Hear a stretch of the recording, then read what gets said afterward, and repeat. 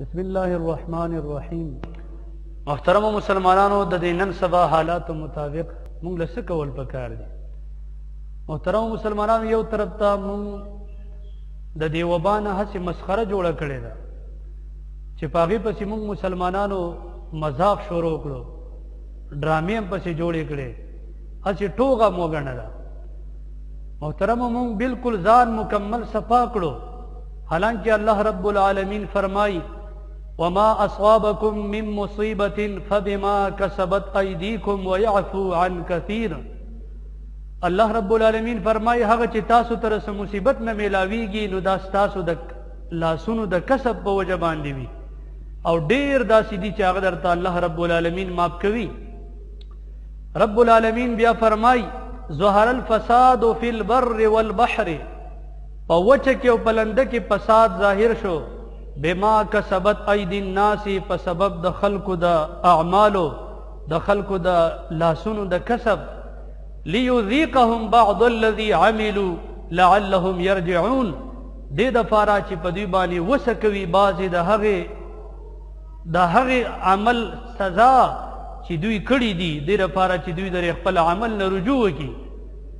محترم مسلمانانو، سنن ابن ماجه شریف کی دا حضرت عبداللہ بن عمر رضی اللہ تعالی عنہما ابوی حدیث مبارک دے، یو اگد حدیث دے چې داغی یو خبر دادا چې کله په یو قوم کې فسق، فجور او زیناکاری شروع شي نو په دوی کې الله رب العالمین طاعون او بعضې داسې بیماری پیدا کی چې مخکینو خلکو هغسې بیماری نه وې لیدلې، داسې بیماری الله رب العالمین په دغه خلکو کې پیدا کی.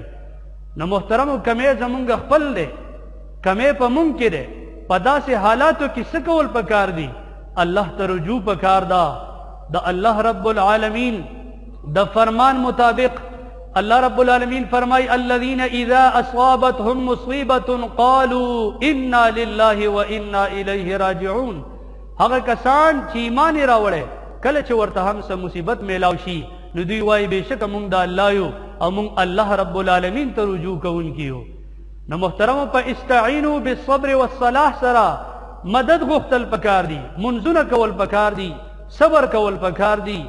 محترمو، نیک عملونه کول پکار دي، تلاوتونه کول پکار دي، ذکر و اذکار کول پکار دي، حضور مبارک باندې درود شریف ویل پکار دي، توبې ویستل پکار دي، او استغفار په کثرت سره ویل پکار دي. دا داسې موقع ده، دا د مسخرو او د ټوکو موقع نه ده.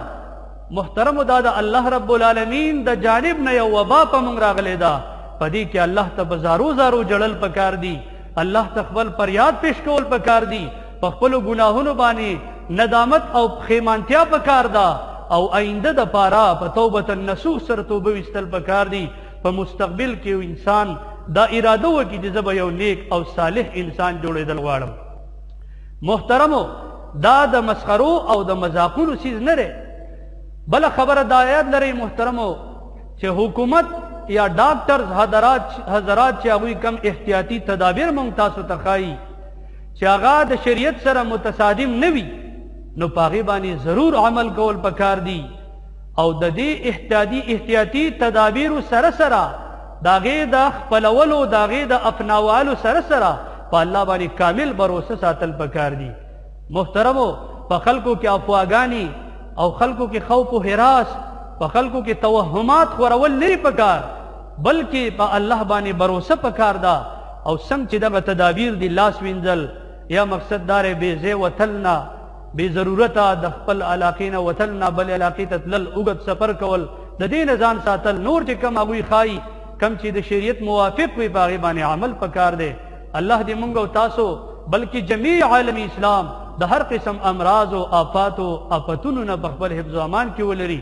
آمین یا رب العالمین. محترم، سحر او ماقام درې کرتا یا کم و زیات دا دعا وایي، الله باندې دې مرض نه په خپل حفظ کې ولري.